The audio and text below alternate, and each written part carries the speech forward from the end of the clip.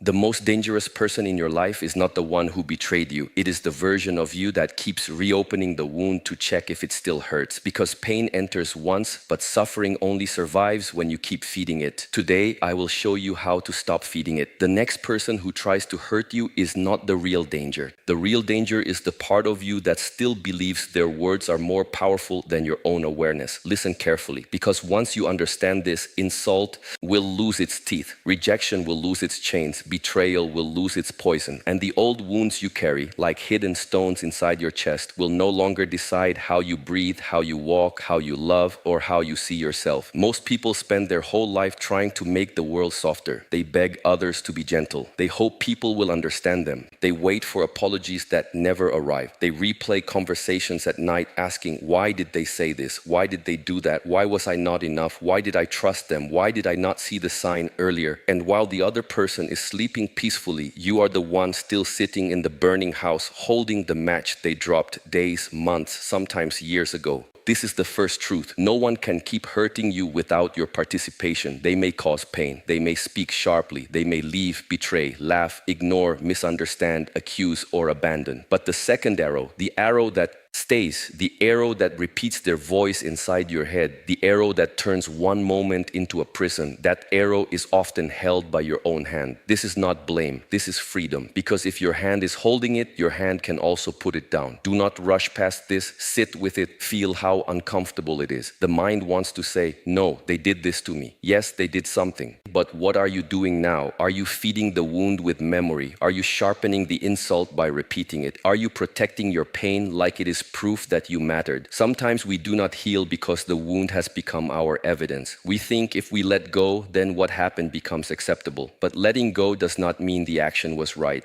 Letting go means you stop allowing the action to rent space in your nervous system. A person can throw mud at your clothes. That is unpleasant. But if you pick up the mud every morning and rub it back into your skin, who is continuing the act? The world may touch you once. Your mind may touch you 1,000 times. This is why training the mind is not decoration. It is survival. It is the inner gate. Without it, anyone with a careless tongue can enter your temple and break your peace. With it, even the loudest insult stops at the door and finds no one inside willing to receive it. You say, but words hurt. Yes, words can cut when they enter the place where you already doubt yourself. If someone calls the sky dirty, the sky clear's throat does not tremble. If someone calls the mountain weak, the mountain does not shrink. But if someone calls you unworthy and a secret part of you still fears it may be true, then the word becomes a blade. So the work is not to control every mouth. The work is to remove the hidden agreement inside you. Look deeply at what hurts you most. It is often not what was said. It is what you feared it confirmed. One person ignores your message and suddenly you are not simply waiting for a reply. You are 10 years old again, hoping someone will choose you. One person criticizes your effort and suddenly you are not receiving feedback. You are back in the old room, feeling small, feeling watched, feeling never enough. One person leaves and suddenly you are not experiencing loss. You are meeting every abandonment you never processed. This is why the wise person does not ask only who hurt me. The wise person asks, where did this enter me? Through which door? Which belief opened? Which fear answered? Which old wound woke up and said,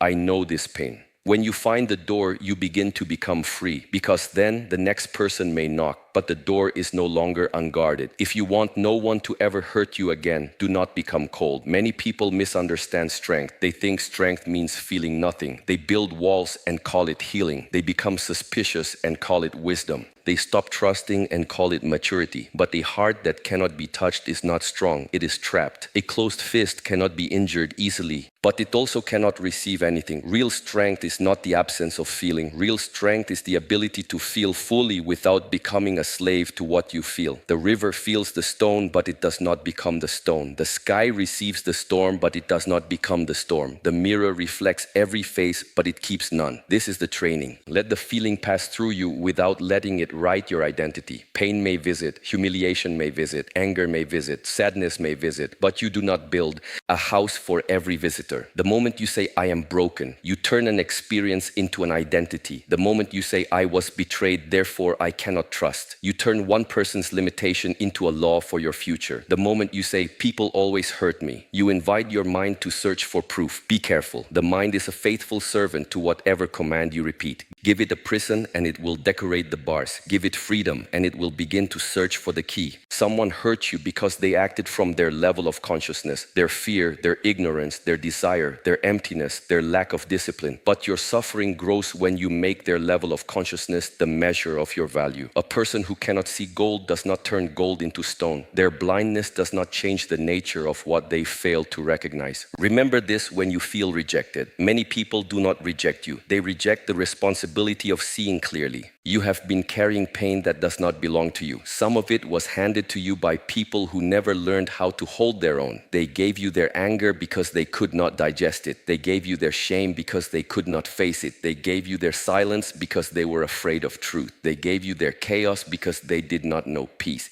And because you were sensitive, you absorbed it. Because you cared, you tried to understand. Because you wanted harmony, you blamed yourself. But compassion without boundaries becomes self-abandonment. Understanding someone does not mean giving them permission to keep wounding you. You can see why a snake bites and still not place it against your heart. You can understand why someone is cold and still step away from the winter. You can forgive the fire and still stop putting your hand inside it. This is where many people become confused. They think forgiveness means returning to the same table, answering the same messages, reopening the same door, pretending the same knife is now a flower. No, forgiveness is internal release. Access is earned. Forgiveness says, I will not poison myself with hatred. Boundaries say, I will not offer myself again to the same pattern. Both can live together. One cleans the heart, the other protects the life. You must learn the difference between pain and damage. Pain is a sensation that rises in the body and mind. Damage is what happens when pain becomes your teacher without your permission. Pain says, this hurts. Damage says, this will always hurt. Pain says, I lost something. Damage says, I am lost. Pain says, someone left. Damage says, everyone will leave. To be free, you must interrupt the translation. You must stop the mind from turning a moment into a prophecy. When someone speaks to you cruelly, pause. Do not react at the speed of your wound. The wound is fast because it has been practicing for years. Awareness is slower at first, like a young tree in wind. But if you pause even for one breath, you create a space. In that space, your old self wants revenge, defense, explanation, collapse. In that space, your trained self whispers, wait, see clearly. Is this true? Is this useful? Is this mine? Is this worth my peace? Most hurt continues because people react before they observe. Someone sends a cold message and you send your dignity after it. Someone raises their voice and you hand them your center. Someone disrespects you and you try to prove you deserve respect to someone who has already shown they do not know how to give it. This is like asking a dry well to quench your thirst. The wise person does not argue with an empty well. The wise person moves toward water. Do not make your peace dependent on another person's understanding. This is one of the strongest chains. You think, I cannot rest until they understand what they did. I cannot move on until they admit it. I cannot heal until they apologize correctly. But then your freedom is placed in the hands of the very person who wounded you. You wait outside their locked door with your healing in a begging bowl. Why would you give them that power? Sometimes they will never understand. Sometimes they understand and still will not say it. Sometimes their ego is stronger than their honesty. Sometimes their version of the story protects them from seeing themselves. Let them keep their version. You do not need their confession to become whole. A scar does not need the knife to apologize before it closes. Your nervous system may not believe this yet. It may still shake when you see their name. It may clear's throat, still tighten when you remember their voice. This is not weakness. This is the body trying to protect you based on what it learned. Be patient with your body. Do not insult your own healing. You cannot punish yourself into peace. You cannot shame yourself into strength. Sit with the body as you would sit beside a frightened child. Speak gently, breathe slowly. Say, we are safe now. That moment is over. We do not live there anymore. There is a training hidden in every hurt, not because suffering is beautiful, but because awareness can use anything. Betrayal can teach discernment. Rejection can teach self-belonging. Criticism can teach humility without collapse. Loneliness can teach inner friendship. Loss can teach impermanence. Disrespect can teach boundaries, but only if you stop asking pain to be fair and begin asking it to be useful. Do not waste pain. If it came, learn from it. If it broke something false, thank the breaking. If it showed you where you were attached, study the attachment. If it revealed a person's character, believe the revelation. If it exposed where you abandoned yourself, return there and pick yourself up. Pain that is observed becomes wisdom. Pain that is repeated unconsciously becomes personality. Some of you are not protecting your heart. You are protecting your story. You say, I am the one who always gets hurt. I am the one people use. I am the one who gives too much. I am the one who is never chosen. But notice, even a painful story can feel safe because it is familiar. The unknown freedom frightens you more than the familiar suffering. So you keep choosing what confirms the story. Then call it destiny. Today, interrupt it. Not loudly, not dramatically, not with a post, not with an announcement, not with a performance of healing. Interrupt it in the small private moment where the old pattern asks for your obedience. When the urge comes to explain yourself to someone committed to misunderstanding you, breathe and choose silence. When the urge comes to chase someone who enjoys being chased, breathe and choose stillness. When the urge comes to replay the insult for the 20th time, breathe and return to the present. This is how a new life is built, not in grand declarations, but in invisible victories. You cannot be hurt in the same way once you know who you are. This sounds simple, but it is rare. Most people know their name, their job, their face, their preferences, their wounds, their history, but they do not know the awareness beneath all of it. They think they are their thoughts, so every thought becomes a command. They think they are their emotions, so every emotion becomes the weather of their whole life. They think they are their reputation, so every opinion becomes a judge. They think they are their past, so every memory becomes a chain. Sit quietly and look. A thought appears. You notice it. Therefore, you are not only the thought. An emotion rises. You notice it. Therefore, you are not only the emotion. A memory returns. You notice it. Therefore, you are not only the memory. An insult echoes. You notice it. Therefore, you are not the echo. You are the one aware of the echo. This recognition is the beginning of invincibility. Not invincibility as the world imagines it. Not never crying, not never caring, not never feeling heartbreak. Invincibility means nothing outside. You can permanently steal your inner seat unless you leave it. People may disturb the surface. They may create waves, but they cannot own the ocean. They cannot become the depth. When you know yourself as depth, surface storms lose authority. A person who insults you is giving you information about their inner climate. A person who lies is showing their relationship with truth. A person who betrays is revealing what desire can make them sacrifice. A person who mocks is exposing the poverty of their compassion. Why would you take their behavior and turn it into your identity? If a dog barks at the moon does not come down to argue. It continues to shine. This does not mean you become passive. Do not confuse peace with weakness. Peace can say no. Peace can walk away. Peace can end the conversation. Peace can block the number. Peace can leave the room. Peace can file the complaint. Peace can speak the truth directly. But peace does not lose itself while doing so. That is the difference. Reaction throws the sword with shaking hands. Response holds the sword with clarity. Before you speak from hurt, ask yourself, am I trying to be understood, or am I trying to make them feel what I felt? Am I seeking truth, or am I seeking control? Am I expressing a boundary, or am I begging for a different character from the same person? These questions save years of suffering because many arguments are not attempts to solve anything. They are attempts to force another person to become someone they are not ready to be. You do not need to hate people to leave them behind. Hatred is still a rope. Anger may help you stand up, but it cannot be your permanent home. If you live there too long, the person who hurt you becomes the architect of your inner world. You begin choosing based on them, speaking based on them, distrusting based on them, proving based on them. They are gone, but you are still serving their shadow. Freedom is when your next step is chosen by wisdom, not by the wound. You may remember what happened, but it does not decide everything. You may recognize danger, but you do not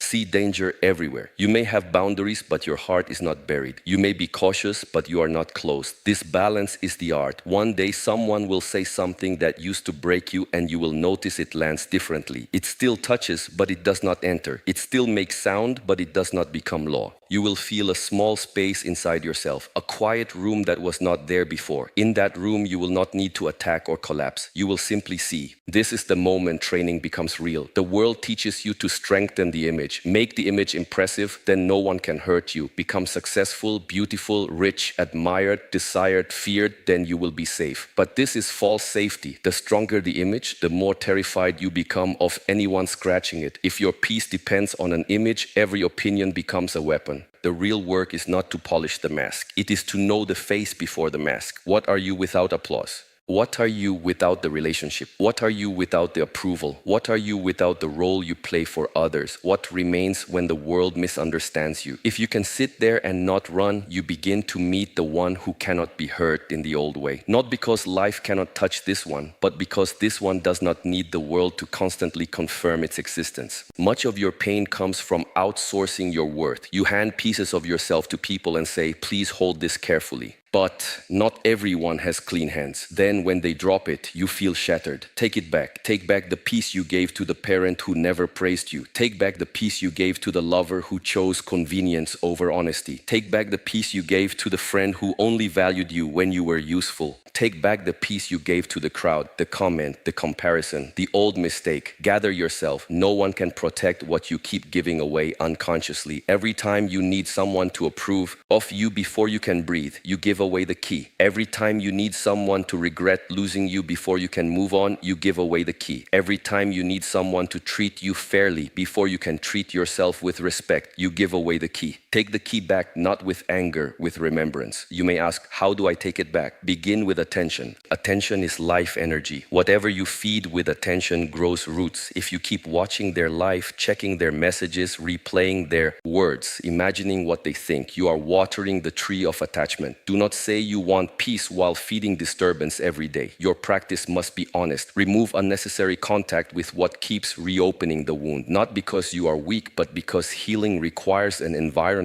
A seed does not become a tree by being dug up every morning to check if it is growing. Give your peace a chance to grow without constantly exposing it to the same wind that broke it. Then train the body. Hurt is not only in the mind. It sits in the chest, stomach, throat, jaw, shoulders. When you think of them, the body reacts before philosophy arrives. So breathe into the body. Walk slowly, stretch, sweat, sit upright, place the feet on the ground, relax the jaw, lengthen the exhale. Teach the body that memory is not danger. The mind understands through insight. The body understands through repeated safety. Everyday practice not reacting to small discomfort. Someone cuts you off in traffic, breathe. Someone speaks sharply, breathe. A plan changes, breathe. A message is delayed, breathe. The weather is hot, the line is long, the noise is loud, breathe. This is not small, this is the dojo. If you cannot meet small irritations with awareness, how will you meet betrayal, grief, humiliation, or loss? The warrior is trained in ordinary moments before the battle arrives. Pain reveals where you have no inner discipline. This may sound hard, but it is a gift. When one sentence ruins your whole day, it shows you the place that needs training. When one person's silence makes you abandon your self-respect, it shows you the place that needs love. When one criticism makes you want to quit, it shows you where your identity is too fragile. Do not hate the mirror, use it. The person who cannot hurt you is not the person everyone treats perfectly. Such a person does not exist. The person who cannot be hurt in the old way is the person who has stopped betraying themselves after being betrayed by others. This is the secret. The deepest wound is often not what they did.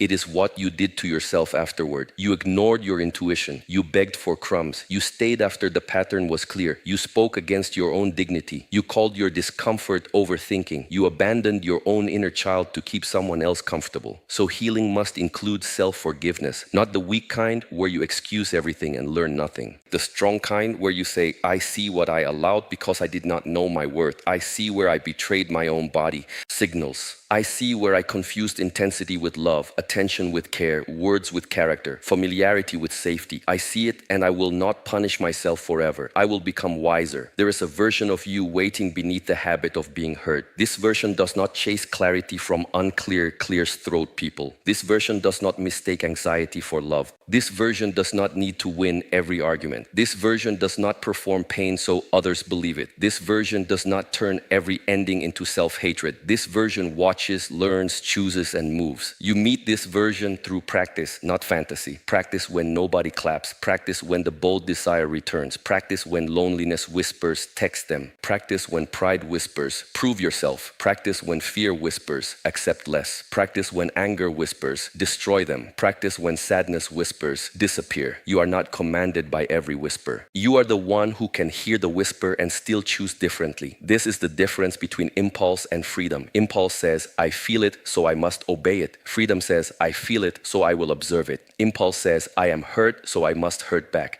Or Shi